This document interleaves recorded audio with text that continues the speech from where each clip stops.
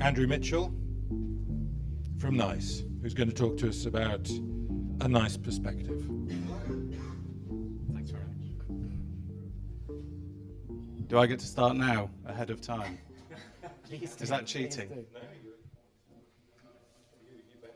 I have the pleasure of standing in between everybody and their lunch, though, don't I? I think it's the worst slot of the day.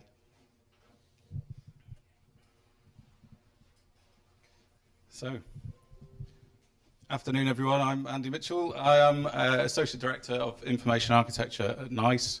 And really what I've aimed at trying to do here is give a kind of simple, practical reflection of where NICE is up to at the moment with thinking about this whole agenda. So I wanted to start really just, I think most people are aware, familiar with NICE, but a couple of points. Firstly, we celebrated our 20th birthday this year, so we've been doing this for a long time, and really we're respected for our methods and processes, and that's kind of central to who we are. We've been spending that time developing those methods and processes, but just to point out that we don't just look at clinical guidelines, so just as a reminder on that, we have quite a broad programme of work. So interventional procedures, technology appraisals actually make about half of what we do. The clinical space, which is where a lot of the MCBK kind of work is focusing, although Chuck's point was to broaden that out. So really we're interested in and can offer into not just the clinical space.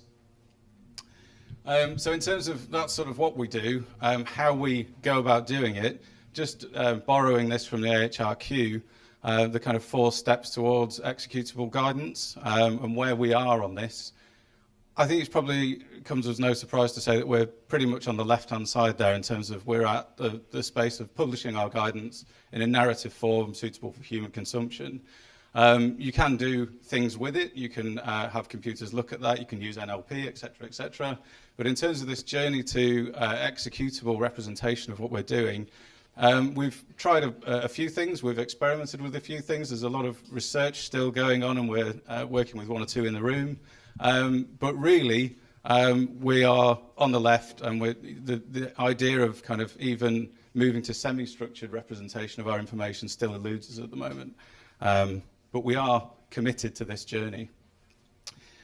What I've tried to do here is, again, a very simplified, kind of paraphrased view of the world as we see it when we talk to our friends in terms of third-party consumers and CDS vendors, etc., and sort of our perspective, and really representing sort of 1 or 2 areas where, when we talk to people, what we hear, we did a piece of kind of market analysis to understand where people are at the moment. So practically, things like, can you please code the guidance with something akin to a standard, come out very much on top of those discussions. But the complexity around who does that, where that happens, when it happens, which standards we use, very early on in terms of those discussions. But also, just to draw out one other aspect, the kind of idea of step-by-step instructions within guidance, how they're represented, and this kind of idea of interpretation, who interprets and at what level we can safely interpret that guidance, understanding clearly where we are versus where third-party consumers are in that conversation is still a challenge. It's still early discussions. So there's just 1 or 2 points there really that represent the fact that this line between us and people wanting to consume information really at the moment is kind of a broken link in the chain from a learning health system perspective. So then a question really, a number of questions from our perspective is, there are a lot of places that we could focus our attention, lots of things that we could do. So which area do we focus on in terms of who do we work with, what do we look to develop and improve from NICE's perspective? Which kinds of clinical decision support are the right places for us to focus our attention in terms of improving things really from an outcome and the conversation about actually making a difference out in the system. And our contribution really, this kind of contribution of others, our contribution is a recognition that NICE isn't intending to do everything. We are guideline producers.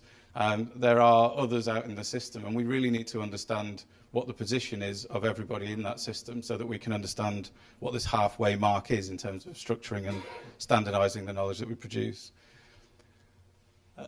So no presentation is complete without a iceberg analogy, so I thought I'd put one in here. NICE Connect is the label we've given to a program of change, so a substantial program of change for NICE.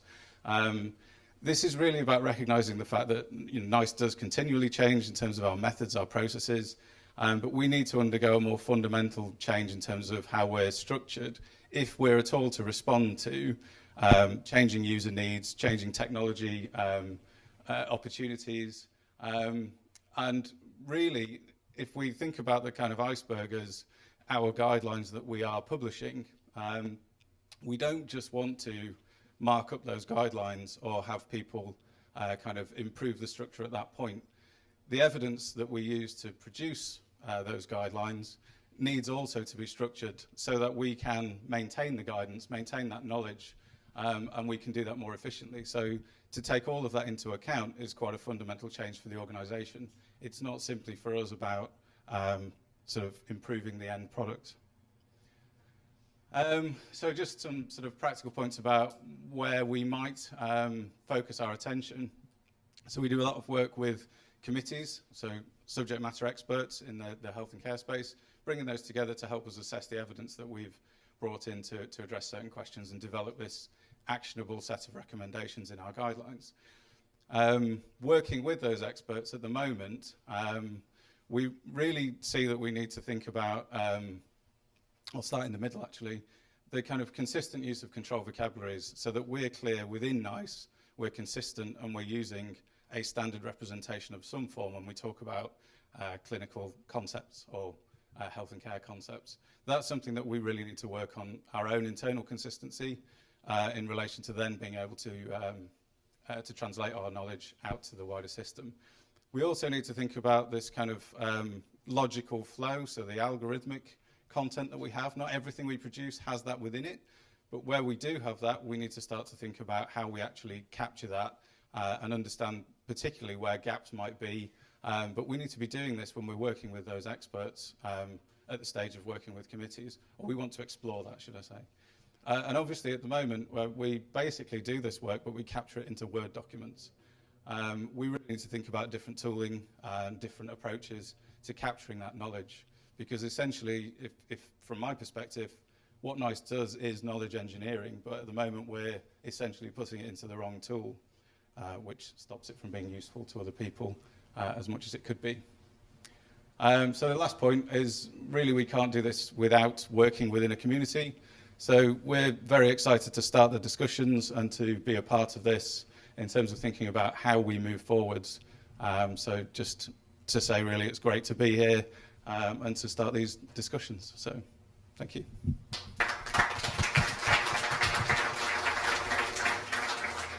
Thanks, Andy. Well, there's plenty of time now for some questions, and we don't have to limit them to just Andy, but there's probably 10 minutes of questioning, which we can throw the floor open to everybody. But maybe, yes, Philip can start. Thanks, Andy. So Hadley was talking at the beginning about standards and what the role of NHSX could be. How do you see the potential kind of convening and funding and influencing power of NHSX partnering with the knowledge power of NICE to get us where we need to get to? How would you hope it would work out? How do I see it? There are plenty of people from NICE within the room, so if anybody else wants to join in answering the question, Alexia said that. Personally, I see it as a huge opportunity, and I think we absolutely have to be working with those standards-based organisations, not just NHSX, because as Hadley was talking about, there's the kind of wider web interoperability groups that we need to be engaged with, and there are obviously those within kind of the health and care space. And that's part of the challenge that we've had to date, really, is as a relatively small organisation, where do we fit? How do we engage with those kinds of organisations? How do we actually fund and create the space to work with them meaningfully on something to take it forwards? But, sorry. I think you've said what needed to be I've said said enough, on haven't this. I think, you know, we're relatively small. We need to know where we play. There needs to be resources, both in terms of money that's thrown at this, in my view, essentially, but also in terms of project management and, you know, sort of coordination, so that this movement can happen. But we can't do it alone. We need to know where we play, and someone needs to tell us who else is playing in this. I think that's been the issue for a number of years, to be honest, to know how we move in that space. So I hope part of, you know, this convening together here is to help define this, because we could go in one direction at NICE and get it completely wrong. We need to understand who, you know, how this comes together, really. Looks like Jordan's. I just wanted to kind of ask a question, really. In the conversations I've had with you, Andy, and with Alexia and other people over the years, it's always had the impression, and I'm tremendously sympathetic to this, that NICE is in a very, very difficult position because of an adversarial press and you've got to kind of balance on a very small point, which you're not going to offend a lot of people, which there's lots of ways that you can. Do you think that is something going forward? Is it true? Do you think it's that the political environment is one that's actually going to make it difficult for you to be an honest broker, or you're always going to be, in the end, kind of focused on NHS priorities, which are can be very politicized? Is there truth to that? I think, from my perspective, it's probably out of my remit to comment on that. But I would say politically there are always challenges, but I think we need to engage in the right discussions. But actually, in terms of the standards and in terms of us moving forwards, what I'm more keen to see is collaboration, so that we can demonstrate practically the value of what we're talking about, and that then feeds into those political discussions. But MCBK in the US is intended and absolutely committed. Read the manifesto. It's absolutely to be a public-private partnership. It's not. It really is not. Being driven by industry or purely a federal initiative. And I think Chuck and the team are doing a fantastic job to bring that about.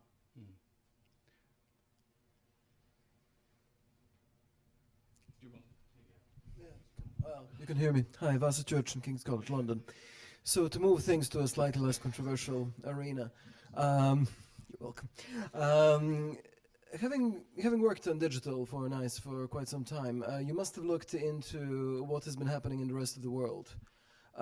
Where do you think we should look? What do you think we should look up to? Do you know of any other countries which have implemented computable digital guidelines on the national level, or are they heading towards it? And how do we compare with them? Quite honestly, really the work that Chuck's been doing and the MCBK movement is probably as much as we know from my perspective. I don't know if others in the room know any more, but that's a reflection of where we are as an organisation in terms of really engaging to the level that we're talking about today. We know we need to improve our guidance in terms of user experience, in terms of getting it to people so they can use it, but actually the notion of it being consumed by third-party systems and to actually translate that knowledge through those systems, it's early days still for us. So the fuller research around that, I think we need to start to engage with. Do you know of any? Thank you, Brendan Delaney, Imperial. I couldn't make the last year's meeting, but I was at this year's MCBK meeting, and I think what struck me is that there's a lot of flowers blooming potentially within the US, and they're all early days. And I think maybe what we need to think about is what lots of different things could we start, rather than trying to create something slow and monolithic. It's about little links. We could each do this, or there's this problem we can solve. What kinds of things? What would nice is this would really help us if we could just do this in terms of moving us forward. What would be your priorities? Again, open to the others from NICE. I think there are a raft of different things that we could do, but I completely echo that idea of we don't want to look at monolithic kind of the future is in 5-10 years. We need to be starting now and thinking about practically what we can do.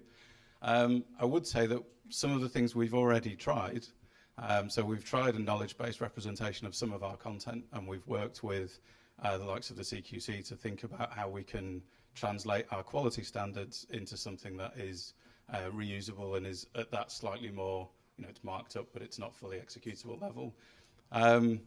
But it didn't fly. And I think for me, it's a question of we need to really understand the fact that there's a technical set of challenges here, but that political set of challenges as well is also something that's quite difficult to bridge that gap. So I obviously work from a very technical perspective within NICE. I think we're starting the conversations, and Connect that I mentioned is the coming together of the kind of political landscape that we're working in as well. But in terms of practically what will help us move forwards, it's more collaborative discussion like this and identifying those key use cases, I think, that we can use to start demonstrating the value of this. Alex? I think it's as Andy has said, is this, I think it's helping us think through some use cases that we could use, but particularly we are, with the Connect project, next year we want to really think about structuring the recommendation. So is where do we go for that? We're going to need input, we're going to need a particular use case, maybe a particular type of recommendation. Maybe it's a drug prescribing recommendation, and think through that model. So input into that will be critical in terms of the world of, of computable sort of biomedical knowledge, I suppose. What does it look like? What could it have in it? So that's, for me, that's a next step next year that's really important. We need to start small with a particular type of recommendation. So ideas around that might be quite helpful.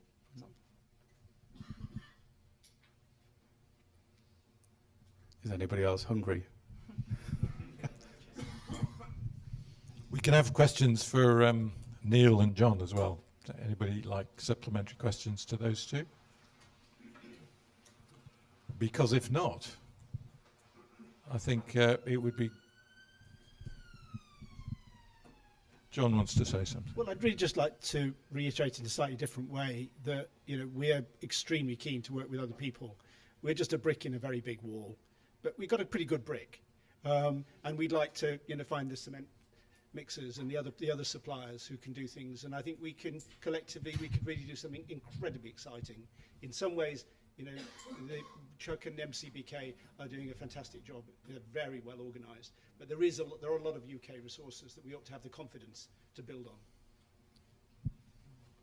I think just to respond to that, in all the conversations we've had over the years, we've started to discuss this kind of sense of a vision to move in this direction. I think everybody's aligned and pulling in that direction, but we need to move to, and again, it's that mobilising word, the practical, smaller steps that involve everybody.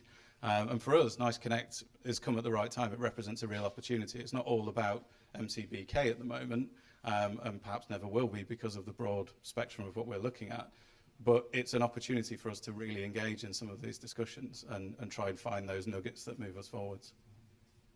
Well, I'd be very happy to help work on another workshop that brought some of the very active groups who are delivering, as well as the more technical end of things. Great. Very conscious that there's a lot of hungry people in this room. So. Thanks. Okay, well, thanks everybody. If you could just give your appreciation to the presentations we've had.